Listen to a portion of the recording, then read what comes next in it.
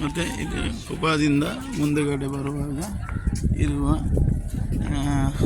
ಜಾಗಗಳು ಲೇಡೀಸ್ ಸೂಕ್ ಅಂತ ಹೇಳ್ತಾರೆ, ಅಂದರೆ ಲೇಡೀಸ್ ಮಾರ್ಕೆಟು. ಮೂರಲ್ಲಿ ಹೇಳೋದಂದರೆ ಲೇಡೀಸ್ ಮಾರ್ಕೆಟು. ಇದು ನೋಡಿ ಹೊಸ ಶಾಪ್ಗಳು, ಇದೆಲ್ಲ ಮೊದಲಲ್ಲಿ ಇರಲಿಲ್ಲ. ಈ ಕ್ರಮೇಣ ಈಗ ಒಂದು 6 ತಿಂಗಳ ನಂತರ ಇದೆಲ್ಲ ಸ್ಟಾರ್ಟ್ ಆಗಿದೆ. ಏನಿರಲಿಲ್ಲ ಅಂದರೆ ಏನಿರಲಿಲ್ಲ, 6 ತಿಂಗಳಲ್ಲಿ ಇಷ್ಟು ಕ್ರಿಯಾಶೀಲ ಈ ರೀತಿಯಲ್ಲಿ ಮಾಡಿದ್ದಾರೆ. ಮತ್ತು ಅದು ನಮಗೆ ಕಾಣಲಿಕ್ಕೆ ಸಿಗುತ್ತೆ. ಇಲ್ಲಿ ಎಲ್ಲ ಭಾಷೆಯವರು ಇದ್ದಾರೆ. ಕರ್ನಾಟಕದವರು ತುಂಬ ಜನ ಇದ್ದಾರೆ. ಕರ್ನಾಟಕ ಅಂದರೆ ಮಂಗಳೂರು ಭಾಗದವರು ಜಾಸ್ತಿ, ಮತ್ತು ಬೀದರ್, ಧಾರವಾಡ ಈ ಥರ ಜಾಗದವರು ಜಾಸ್ತಿ ಇದ್ದಾರೆ. ನೋಡಿ ಒಂದು ಸೈಕಲ್, ಒಂದು ಹೊಸ ರೀತಿಯ ಮೋಟ್ರ್ ಸೈಕಲ್ ಸಿಗುತ್ತೆ ನಿಮಗೆ. ತುಂಬ ಒಂದು ನಬ್ಸಲ್ಲಾ ಅಲೈಹಿ ವಸಲ್ಲಂ ಯಾತ್ರೆಯಾಗಿ ಬರ್ತಿದ್ದದ್ದು ನಡ್ಕೊಂಡು ಇದೇ ಭಾಗದಲ್ಲಿ ಆಗಿತ್ತು.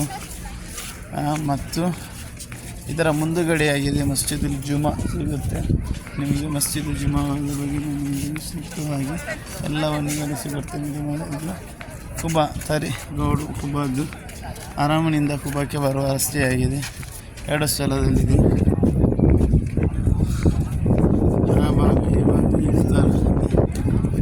ರಶ್ ಈಗ ತುಂಬ ಜನ ಇರೋದರಿಂದ ತುಂಬ ರಶ್ ಇದೆ. ಮೊದಲು ಇರಲಿಲ್ಲ ಈ ಥರ. ಅಂದರೆ ಈಗ ಕುಬಾದ ತುಂಬ ಇಲ್ಲಿಂದ ಜನರು ಕುಬಾ ಮಸ್ಜಿದಿಗೆ ಆಗಮಿಸ್ತಿದ್ದಾರೆ. ಮೊದಲೆಲ್ಲ ಉಮ್ರಾಕ್ಕೆ ಜಿಯಾರತಿಗೆ ಬಂದರೆ ಅವರ ಗಾಡಿಯಲ್ಲಿ ಸೀದಾ ಬಂದು ನಮಾಜ್ ಮಾಡಿ ಹೋಗ್ತಿದ್ರು ಜಿಯಾರತ್ ಬಸ್ಸಿನಲ್ಲಿ. ಆದರೆ ಈಗ ಆ ಥರ ಇಲ್ಲ. ಈಗ ಎಲ್ಲರೂ ನಡ್ಕೊಂಡು ಬರ್ತಾರೆ. ನಬ್ಸಲ್ಲಾ ಅಲೈಹಿ ವಸಲ್ಲಂ ಅವರು ನಡೆದ ಆ ಪುಣ್ಯವನ್ನು ಗಳಿಸಲಿಕ್ಕಾಗಿ. ಮತ್ತು ಈಗ ತುಂಬ ಹತ್ತಿರದಲ್ಲಿ ಆಗಿದೆ. ಕುಬಾ ಅಂದರೆ ತುಂಬ ರಸ್ತೆ, ಮೊದಲಂದರೆ ತುಂಬ ದೂರ ಥರ ಇತ್ತು. ಬರಲಿಕ್ಕೆ ಹೋಗಲಿಕ್ಕೆ ತುಂಬ ಹೋಗಬೇಕು ಬರಬೇಕಂದ್ರೆ ತುಂಬ ದೂರ ಆಗಿ ಕಾಣ್ತಿದ್ದು. ಆದರೆ ಈಗ ಆ ಥರನಿಲ್ಲ. ಈಗ ತುಂಬ ಹತ್ತಿರದಲ್ಲಿ ಕಾಣಬಹುದು ಎಲ್ಲವನ್ನು. ಮತ್ತು ಇದು ಮಿನಾರ ಕಾಣ್ತಿರೋದು ನಿಮಗೆ ದೂರದಲ್ಲಿ ಮಸ್ಜಿದ್ ಜುಮಾ ಅಂತ. ಅಂದರೆ ಆದೇ ನಬಿ ಸಲ್ಲಲ್ಲಾಹು ಅಲೈಹಿ ವಸಲ್ಲಂ ಅವರು ಜುಮಾ ನಮಾಜ್ ಮಾಡಿದ ಒಂದು ಮಸ್ಜಿದ್ ಆಗಿದೆ. ಅದರ ಬಗ್ಗೆ ಇನ್ಶಾ ಅಲ್ಲಾಹ್ ಇವರನ್ನು ನಾನು ಕೊಡ್ತೇನೆ ಈ ವಿಡಿಯೋದಲ್ಲಿ. ಹೊರಗಡೆದು ಎಲ್ಲ ಇನ್ಶಾ ಅಲ್ಲಾಹ್ ಇನ್ನೊಂದು ವಿಡಿಯೋದಲ್ಲಿ ಸಂಕ್ಷಿಪ್ತವಾಗಿ ಮಾಡ್ತೇನೆ. ಮತ್ತು ಇದು ಕುಬಾದ ಮುಂದುಗಡೆ ಬರುವಾಗ ಒಂದು ತೋಟ.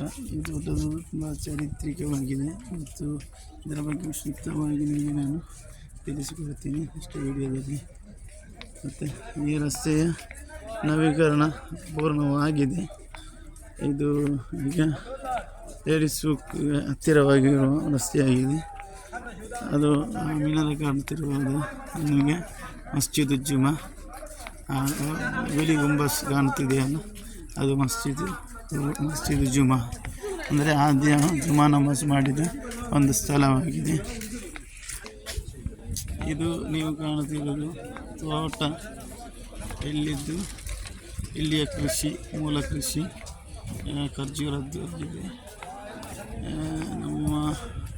ನಮ್ಮಲ್ಲಿ ಕಾಣಸಿಗುವ ಥರ ಭತ್ತ, ಜೋಳ, ಗೋಧಿ ಆ ಥರ ಇಲ್ಲಿ ಮಾಡ್ತಾರೆ. ಆದರೆ ಇಲ್ಲಿ ಮಾಡಲ್ಲ. ಮದೀನಾದಲ್ಲಿ ಜಾಸ್ತಿ ಅಂದರೆ ಖರ್ಜೂರದ ಕೃಷಿಗಳು, ಖರ್ಜೂರಕ್ಕೆ ತುಂಬ ಮಹತ್ವ ಕೊಡ್ತಾರೆ. ಇಲ್ಲಿ ಅಜ್ವಾ ಖರ್ಜೂರದ ಮರಗಳಿದೆ. ತುಂಬ ಒಳಗೆ ಮೊದಲೆಲ್ಲ ಹೋಗಲಿಕ್ಕೆ ಸ್ಥಳಾವಕಾಶವಿತ್ತು. ಈಗ ಎಲ್ಲ ಬಂದ್ ಮಾಡಿದ್ದಾರೆ. ಅಂದರೆ ಜನಗಳು ಹೋಗಿ ತುಂಬ ರೀತಿಯಲ್ಲಿ ಅಲ್ಲಿಯ ವಸ್ತುಗಳನ್ನು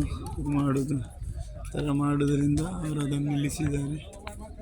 ಇದು ಅಂದರೆ ಮದೀನಾದಲ್ಲಿ ನೋಡಿ, ಮರುಭೂಮಿಯಾದ ಸ್ಥಳದಲ್ಲಿ ಹೇಗೆ ಇದೆ, ನಮ್ಮ ಊರಿನ ಥರ ಹಸಿರಾಗಿದೆ. ಇದು ಮಸ್ಜಿದ್ ಜುಮಾ. ಈಗ ತುಂಬ ಕ್ಲಿಯರಾಗಿ ಕಾಣ್ತಿದೆ. ಸ್ವಲ್ಪ ಅದರಲ್ಲಿ ನಾವು ಮಸ್ಜಿದ್ ಜುಮಾ. ಮಸ್ಜಿದ್ ಜುಮಾ ಆಗಿದೆ. ನೋಡಲು ತುಂಬ ಸುಂದರವಾಗಿರುವ ಮಸ್ಜಿದ್ ಜುಮಾ. ಆದ್ಯವಾಗಿ ರಸೂಲ್ ಸಲ್ಲಲ್ಲಾಹು ಅಲೈಹಿ ವಸಲ್ಲಂ ಅವರು ಜುಮಾ ನಮಾಜ್ ನಿರ್ವಹಿಸಿದ ಒಂದು ಸ್ಥಳವೂ ಆಗಿದೆ. ಅದಕ್ಕೆ ಈ ಮಸ್ಜಿದಿನ ಹೆಸರು ಮಸ್ಜಿದುಲ್ ಜುಮಾ ಅಂತ. ಜುಮಾ ಅಂದರೆ ಶುಕ್ರವಾರ ದಿವಸ ನಡೆಸುವ ಜಮಾತ್ ಆಗಿದೆ. ಜಮಾತ್ ನಮಾಜಿಗೆ ಜುಮಾ ಅಂತ ಖುತುಬಾ. ನಮ್ಮ ಊರಲ್ಲಿರುವ ಹಾಗೆ ಶುಕ್ರವಾರದ ನಮಾಜ್ ಜುಮಾ ನಮಾಜ್ ಆಗಿದೆ. ಇಲ್ಲಿ ಆದದ್ದು ಮೊದಲ ನಮಾಜ್ ಇದಾಗಿದೆ ಮಸ್ಜಿದ್ ಜುಮಾ. ಇದರ ಹಿಂದೆಗಡೆಯಿಂದ ನಿಮಗೆ ನಾನು ತೋರಿಸ್ತಾ ಬರ್ತೇನೆ, ಯಾಕಂದರೆ ಅಲ್ಲಿ ಕೆಲಸ ನಡೀತಿರೋದ್ರಿಂದ ಈಗ ಸಶಕ್ತವಾಗಿ ಎಲ್ಲವನ್ನು ತೋರಿಸಲು ಸಾಧ್ಯವಿಲ್ಲ. ಆದರೂ ನಿಮಗೆಲ್ಲರಿಗಾಗಿ ಮಸ್ಜಿದ್ ಜುಮಾದ ಕುರಿತು ವಿವರಣೆಯಾಗಿ ಅಲ್ಲಿ ತಿಳಿಸ್ತೇನೆ ಇನ್ನೊಂದು ವಿಡಿಯೋದಲ್ಲಿ. ಈಗ ಇದರ ಮುಂದುವಾಗ ನೀವು ಕಾಣಬಹುದು ಮಸ್ಜಿದ್ ಜುಮಾ, ಲೈಲತುಲ್ ಜುಮಾ. ಲೈಲತುಲ್ ಜುಮಾ ಅಂದರೆ ಬಡವರ ಹಜ್. ನೋಡಿ, ಜುಮಾ ಮಾಡಿದ ಸ್ಥಳವಾಗಿದೆ ಮಸ್ಜಿದ್ ಜುಮಾ. ಕಾಣ ಸಿಗುತ್ತೆ ನಿಮಗೆ ಮಸ್ಜಿದ್ ಜುಮಾ ಒಂದು ಸಂಸ್ಕೃತ ಉಂಟು.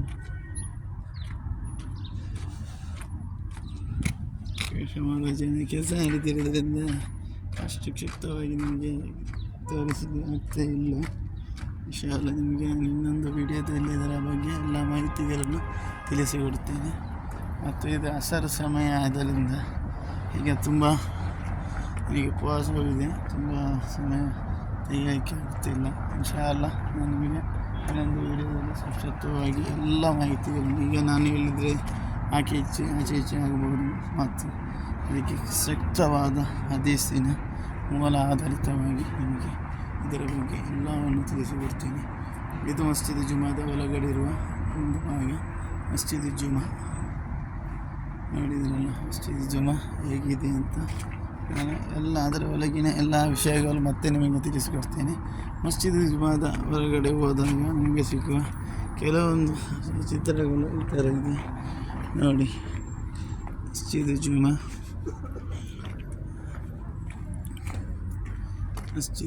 ಆಗಿದೆ ಇದು.